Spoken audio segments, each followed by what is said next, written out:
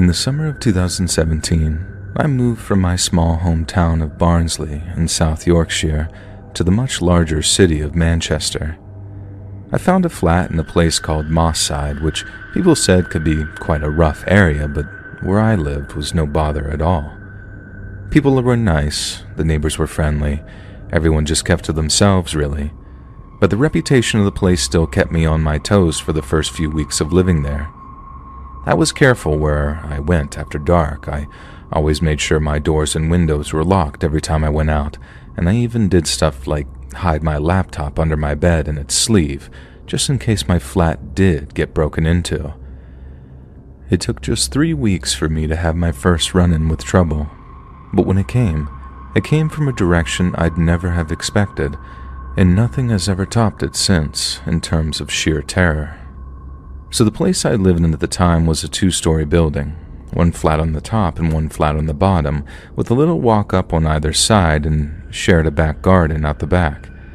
Both the flats' wheelie bins were kept out the back, so every time the bin in my kitchen was full, I'd carry it into the backyard and pop it into one of the bins.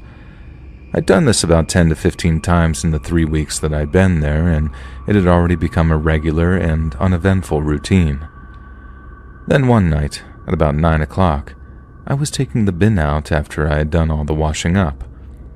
I popped the bag in the bin, just like I'd done a dozen times before, when I heard a voice behind me say, "Don't move." The voice was coming from the other side of the fence at the end of the yard, and it was so calm that at first I thought it was just someone taking the mick. I turned around and was halfway through saying, "Who the bloody hell are you talking to?" when I saw him. There was a man, probably around my dad's age, so 50-something, leaning over the top of the fence at the end of the yard, and he was pointing a gun at me. Not like a handgun either. It was a full-on rifle, like a modern-looking one too. The second I saw him, I threw my hands up in the air and felt like sudden trembles coming over me from the adrenaline dump. I remember saying, "Please don't shoot me," to which the bloke responded, "Well, don't move then." A split second later, I noticed that he was wearing a baseball cap with the word "police" written on it, which was actually really reassuring for a moment. At least until it hit me that just about anyone could get a hold of a cap like that at your average fancy dress shop. I blurted out, "Are you the police?" And all the bloke said in response was, "Lift your shirt up." He wasn't barking orders like you'd expect the police to do. He just said it dead calmly with his gun still pointed at me. I think if he'd have asked me to do anything else, like get on the floor or put my hands behind my head, I'd have done just that, no questions asked, because that's something I've seen the police do before. But when he asked me to lift my shirt up, I was so confused that I couldn't help but ask why. The bloke instantly went, "Do as I tell you." But again, he didn't raise his voice or anything. He said it calmly and quietly. I didn't need telling twice.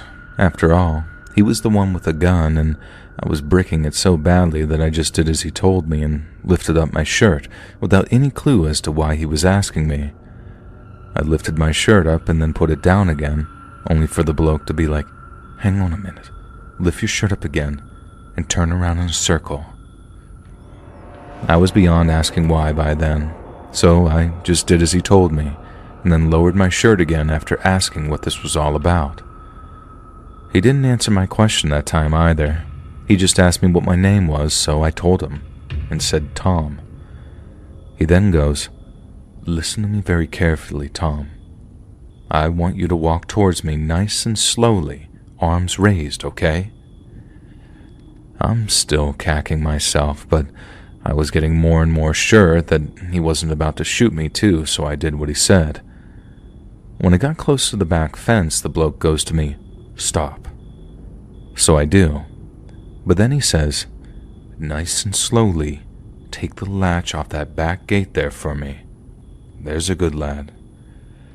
Again, I did as he said, and pulled back the latch from the gate. The second I pulled it back, the bloke tells me, "Step back from the door, Tom." Then about 5 or 6 armed policemen, all wearing helmets and body armor and all that stuff, came rushing through. but still staying as quiet as they could. One of them was carrying one of those big door-smashing things. Then, when they got to the steps leading upstairs, he went first, and then his mates crept up after him. It was like something out of a film. It really was. I couldn't believe what I was seeing. We don't really see big guns like that in the UK, and we don't really see small ones either, so to see that proper commando-looking blokes burst into my back garden, I was just gobsmacked. We all just stood there, them waiting on the stairs which led to the flat above mine, me with my hands in the air until the bloke I'd been talking to said, "Right, Tom, come out the back gate there for me, quick as you can." I think I knew that because the guy had asked me to leave the back garden. It was all about to kick off, and just as I rushed out the gate and into the street, it did. I saw a group of police in front of me, and one of them starts saying, "Run to me, please, quick as you can," and then behind me, I heard the sound of the police smashing the door in and screaming, armed police. I could hear all this screaming from behind me, and people were coming out into the street to see what was going on as one of the police in front of me said, "You need to come with us." I asked them if I was being arrested, and they said no, which was a relief. But then this one policewoman says that I'm being detained for questioning under the Terrorism Act of 2006. I don't know why they've got to tell you the date of something like that, but I swear to God, right?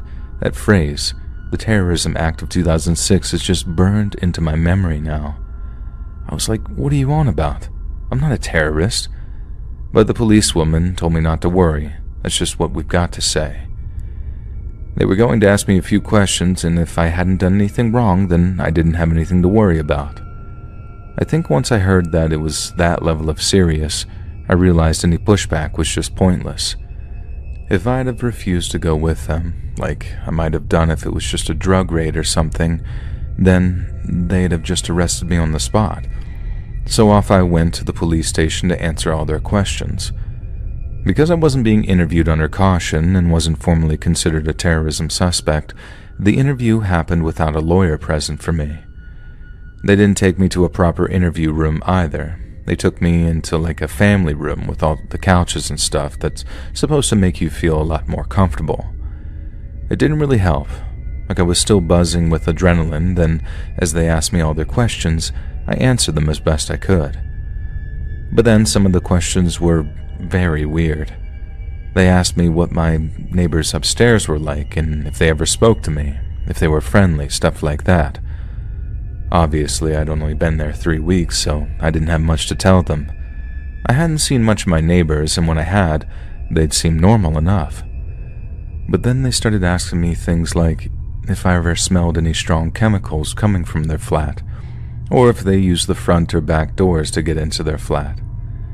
Now, I'm no expert on these kinds of things, so I had no idea why they were asking me stuff like that, but I still answered their questions as best I could, and when they were finished, I was free to go.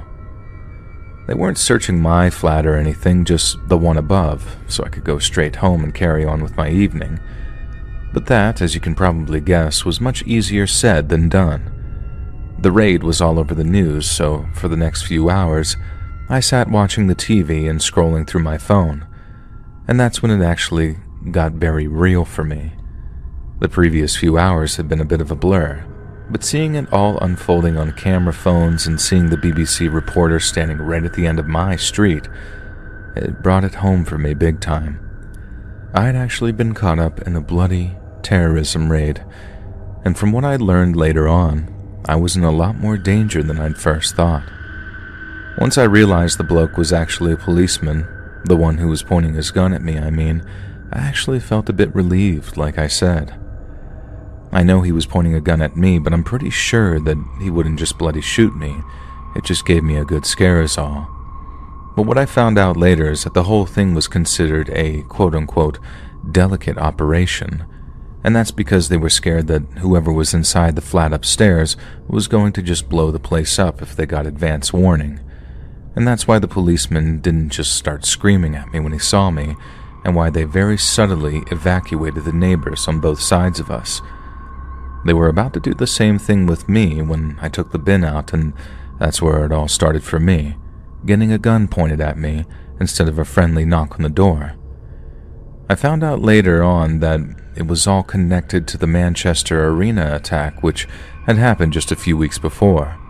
One of the people suspected of helping the bomber was apparently living in the flat above me. Couldn't tell you if anyone was arrested or if anything happened to them after, but bloody hell, it was scary thinking I'd potentially been living so close to someone who'd been involved in something so horrible.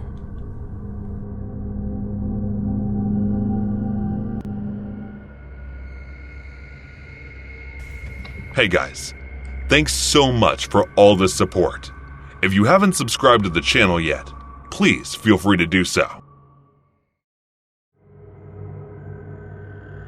Hey Samuel, let's go hiking for this summer holiday. I was talking over a call with my friend from work when he suddenly asked me this. No, sorry, I'm not a fan of hiking, I denied him, and after talking for a bit, I disconnected the call. The reason I don't hike anymore is not that I dislike hiking or something, but it's because of a bad experience from the past. It was the summer vacation of my sophomore year in college when my friends and I decided to hike in Death Valley, which is located in Eastern California. At the beginning of the year, we had pledged to try things that we had never done before, and this was one of those things. None of us had ever been hiking before, and we didn't care to research about it either. We all thought it must be like a camping trip or something, so we just packed the things we thought would be essential for our trip. There was me, Mike, and Peter in our group, and the three of us gathered outside the college park. Mike had brought his car, and we were supposed to ride in that. We got in the car, and Mike started to drive. I was the one who had a map open, so I was guiding the way. After a few hours of driving, I checked the map, and it showed that we had arrived at Death Valley, but there was no sign or board over there to verify it was Death Valley. We decided to drive a bit further to see if there was anyone who could help us there, but the car just would not start. We got out to check the problem, but we couldn't find it. After spending about an hour or so trying to find the problem in the car, we decided to leave it and walk forward.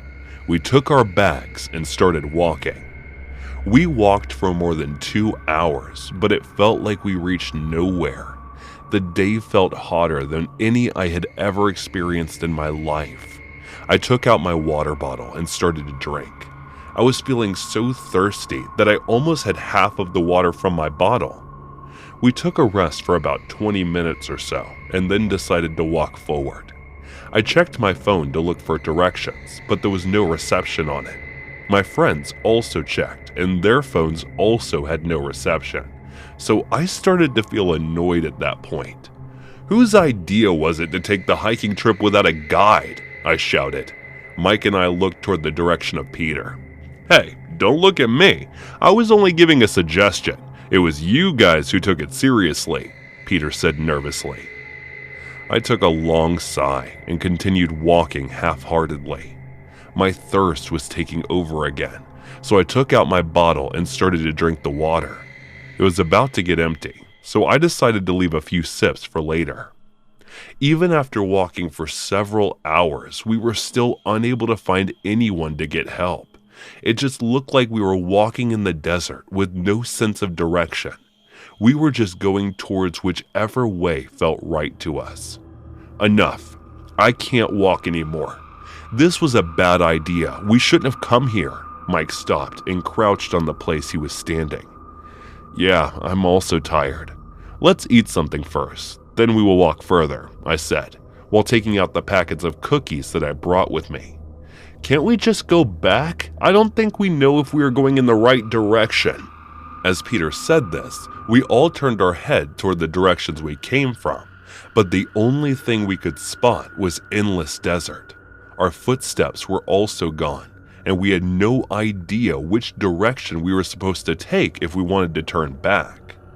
After eating whatever we had brought, we decided to wait for someone to come and rescue us. But even after waiting for hours, there was absolutely no sign of anyone coming this way. Don't you guys think this day has been dragging on for way too long? Peter pointed toward the sun. He was right. We must be strangling for more than 10 hours, but but by looking toward the sun, it looked like it was still noon. I tried checking my phone for time, but my phone was off, so I looked toward my friends, but their phones' batteries had also died. We thought that it would not help to wait around for someone to rescue us, so we got up and started walking forward, hoping we would find a direction. I was feeling thirsty again, so I took out my bottle, but it was empty and there was no water in it at all. I may have had it all, so I asked Mike and Peter for water, but they denied having it as well. We were strangling in the middle of nowhere on the hottest summer day ever, and we were feeling dizzy due to dehydration. I couldn't walk any longer and started to feel like I was losing consciousness. Before completely passing out, I felt a massive dust storm coming towards our direction. When I woke up, I was in the ER of one of the nearest hospitals from the Death Valley. I looked around, but it was just me on the bed and no one else. I asked the attendants about how I got there, and they told me that the Death Valley's park rangers found me unconscious in the middle of the desert. My entire body was covered in sand. According to them, I was unconscious for the past 2 days. I asked them about Mike and Peter, but their expressions looked confused. They told me there was no one except for me there. By the evening, rescue rangers came to check on me, so I asked them about my friends as well, but they did not know either. I explained everything to them about how our car broke down and we got strangled in there, but they told me that they never found someone else other than me. After several requests, they assumed that they would be searching the area to find my friends, and then left.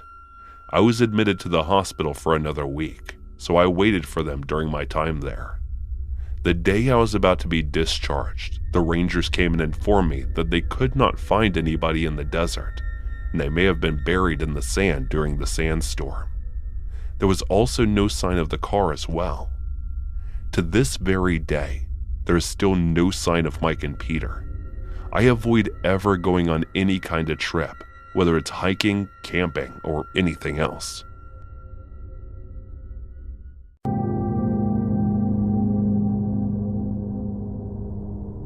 So I'm a 21-year-old male, and this experience happened last summer while I was on vacation at Myrtle Beach with my family. We were staying in a resort right on the beach, and we're on the 13th or 14th floor in a sort of timeshare.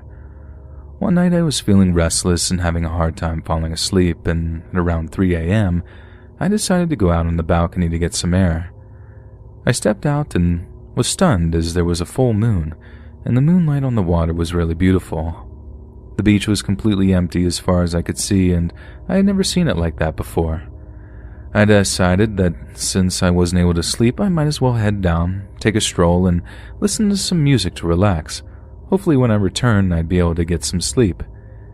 It was really unsafe and dumb of me, but since it was 3 a.m. and the rest of my family was asleep, I decided to just head down without letting any of them know I was going, as I thought I would just go and chill there for about 10 to 15 minutes, then come right back up.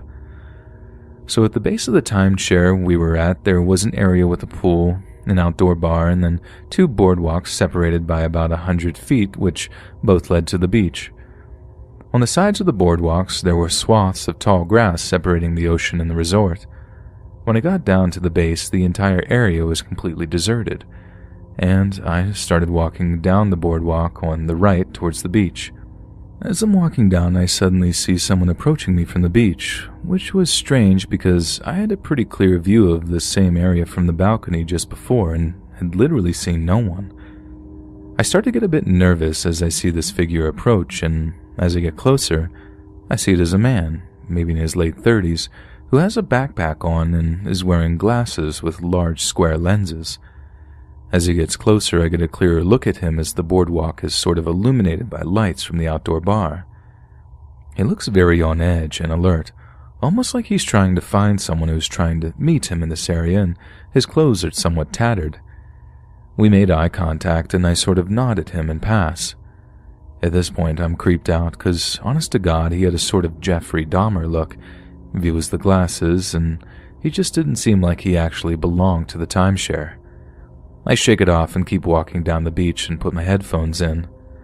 As I get down to the beach, I turn right and start walking parallel to the water, and I'm just taking in the scenery. I'm barefoot and decided to be nice to walk just along the shoreline, so I move closer to the water and continue walking. I'm walking for no longer than a minute before I get a really strange feeling that something is wrong. I take off my headphones and turn around, and I see a dark figure that is trailing me just up shore. He is situated in between me and the timeshare. I immediately can tell from the figure's height, body type, and demeanor that it is the same man I passed on the boardwalk. At this point, I'm starting to panic, as every story from Let's Read is rushing to my head. At the same time, I'm trying to rationalize, as it feels too surreal that I may actually be in a dangerous situation, so I remind myself it could just be a coincidence, and the man decided he also wanted to take a walk on the beach, and just happened to be headed in the same direction as me. So I take some breaths and turn my head back to the ocean and continue walking in the same direction. After a couple of seconds, I turn my head back again, and seeing that now, he is much closer to me, and is not walking parallel to me, but is definitely actually walking towards me. I picked up my walking speed now and turned my head back around and see he's matching my faster pace and is still walking towards me and the water. Still, for some reason, I think, okay, maybe he also wants to walk by the water. There's no way I'm actually being followed by a creepy man on a deserted beach. So at this point, to truly test it, I do a 180 and completely change directions, and as I turn my head, I see him completely change directions with me and continue closing in distance, and he's power walking now. It suddenly hits me that I'm in a really bad situation, and I take off in a run along the water, and he starts running as well. He stays up shore of me so that if I try to run up towards the boardwalk, he will intercept me. I'm freaking out now and just keep running with no plan, but figured that since I'm 20 and sort of fit, I should probably be able to keep running along the water and outrun him, and then find some other exit off the beach and either call my family or head back to the timeshare on the road. So I keep running, but he's keeping up with me, and this goes on for what feels like 10 to 15 minutes. The scariest part of all of this, which I wouldn't have thought of, is it is completely dead silent. All I hear is my breath and feet on the sand, and when I turn, I only see his shadowy figure up shore keeping pace with me. Suddenly up ahead, in the sand, I see a small blue light and what looks like 4 people on the beach with a blanket. They are a bit up shore. I turn and look at the figure and bet even though they are up shore, I can beat them to these people, so I start sprinting towards them with the hopes of quickly telling them what's going on so we all can confront him. I really use up my energy sprinting towards them, and as I approach, my heart drops. What I see is 4 guys on a blanket, with 3 or 4 handles of hard liquor surrounding them. 3 of the handles are empty, and the 4th is about half empty. 3 of the guys are just completely passed out in the blankets, and the last is half sat up, obviously beyond drunk, with a sort of party hat on that has blue lights on it, and he's talking to himself. His eyes are half closed, and he doesn't even register me approaching him, even though now I'm no more than 5 feet away. I turn and see the figure has slowed down and is observing me, and then I see he makes sense of the group's state and suddenly starts sprinting at me. As he gets closer, the half-passed out guy's blue light illuminates him, and I can clearly see it's the same guy as before. I make eye contact with him, and I can see he's wide-eyed and looks almost manic and is barreling at me full sprint. At this point, I decided to do something decisive. It seemed like I had underestimated his fitness, and since I had just sprinted towards this group and exhausted myself, I was afraid that he might be able to catch up to me if we just continued running along the beach indefinitely, and then who knows what. So instead of turning around and running, I suddenly sprint towards him and to the right, which I don't think he was expecting at all. I catch him off balance and run past him, and I literally am full sprinting back to the timeshare without even looking back. Literally all the hairs on my neck were standing, and it felt like a dream where you're barely evading someone, but he's right about to catch you. The adrenaline was crazy, and I keep running and start to see the timeshare. I finally turn around to see how close he is, and I see him in the distance, maybe 400 to 500 feet away. He's lost a lot of distance on me. I don't waste any time and sprint up the boardwalk and towards the base of the timeshare. I jam the elevator buttons and leap in, and start mashing the closed door button as I'm gasping for air. The door closes and I hit the button for my floor, and when the elevator reaches, I literally sprint back to my room, open the door, enter, and then slam the door and double lock it. I'm breathing heavy and I drop to the floor and just sit there for a minute, not believing what just happened. I crouch and crawl over to my room as I was literally afraid he might be able to see through the window on our balcony, and I enter my room. Let's just say I definitely wasn't able to sleep after that.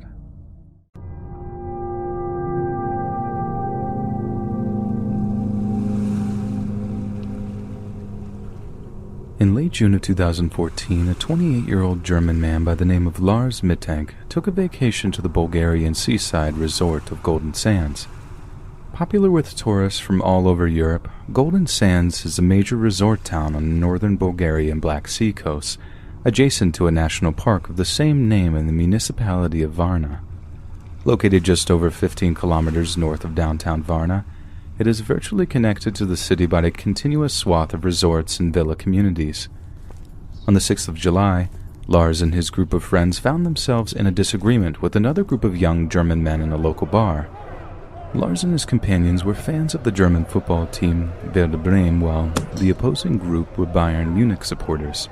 There was a rather high-profile rivalry between the two football clubs, and the playful disagreement soon descended into a violent confrontation when one member of each group began pushing and shoving each other. The fight between the two of them quickly became a full-on bar brawl between the two groups. Chairs and bottles were thrown, pool cues were used as weapons, and in the fray, Mittank suffered a ruptured eardrum from a particularly vicious strike. Mittank was forced to visit the local doctor to have his head examined. It was discovered that the injury was a particularly nasty one that came with a rather high risk of internal infection. So the doctor prescribed a course of the antibiotic cefuroxime and advised Lars not to fly for the next couple of weeks, as it would risk seriously exacerbating the injury and cause a grievous amount of pain. It would also require another examination at the Bulgarian hospital in the coming weeks in order to ensure the wound was properly on the mend. So, Lars stayed in Bulgaria while his friends drove to the airport and flew back to Germany. He took a taxi back to the Hotel Color Varna, making reservations that would cover his recuperation period, then tried to spend the next few days relaxing and healing from his particularly nasty wound. But just a day after his friends left him behind in Bulgaria, Lars began to act very oddly indeed.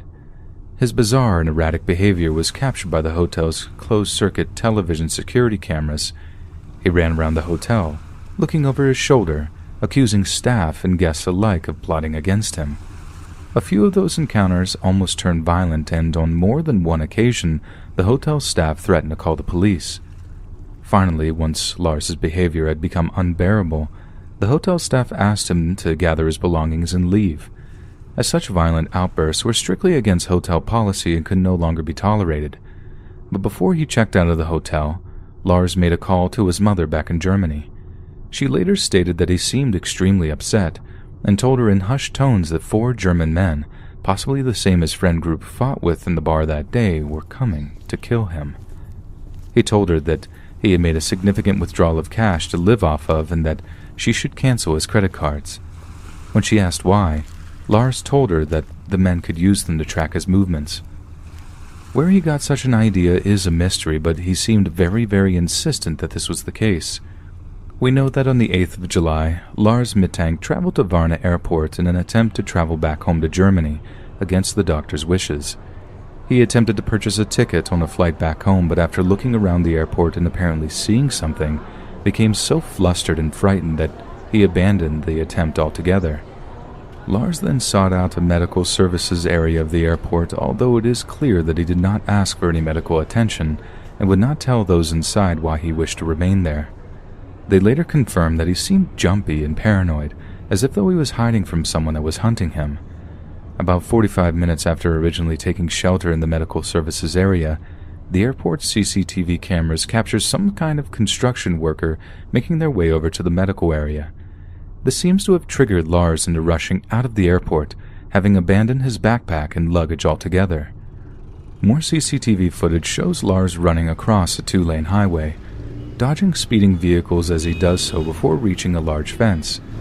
Lars scaled the fence with frightening strength and speed, then sprints full pelt across a meadow before disappearing into a field of sunflowers with a set of deep woods beyond them. Police investigated the incident thoroughly but found no evidence that Lars was being followed by anyone. They even contacted the group Lars's friends had fought with, but they all had alibis that confirmed that they were nowhere near the airport on the day of Lars' disappearance. Many theories about what happened are all over the internet. Some theories believe that he was being used as a drug mule. Some believe that he suffered a psychotic episode. Only 2 things are completely certain regarding this behavior and unexplainable incident. The first is that Lars did not suffer from any form of mental illness. The second is that Lars was never seen again, anywhere, or by anyone.